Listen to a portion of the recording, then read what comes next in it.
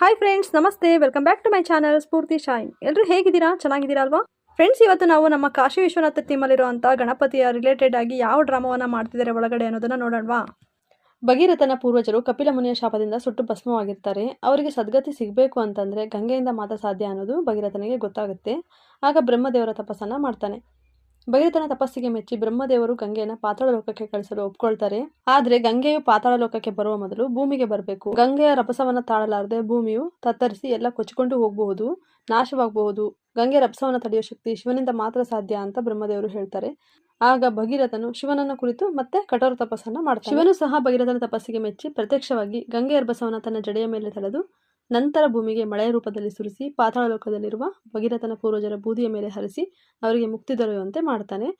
ನಮ್ಮ ಭೂಮಿಗೆ ಗಂಗೆ ಹೇಗೆ ಬಂತು ಅನ್ನೋದನ್ನ ನನಗೆ ಗೊತ್ತಿರೋಷ್ಟು ನಿಮ್ಮ ಜೊತೆ ಶೇರ್ ಮಾಡೋಕ್ಕೆ ಟ್ರೈ ಮಾಡಿದ್ದೀನಿ. ನಿಮ್ಗೆಲ್ರಿಗೂ ಹೇಗೆ ಅನಿಸ್ತು ಅನ್ನೋದನ್ನ ನಿಮ್ಮ ಅನಿಸಿಕೆಗಳ ಮೂಲಕ ಕಮೆಂಟ್ ಮಾಡಿ. ಹಾಗೆ ಇನ್ನೂ ಹೆಚ್ಚಿನ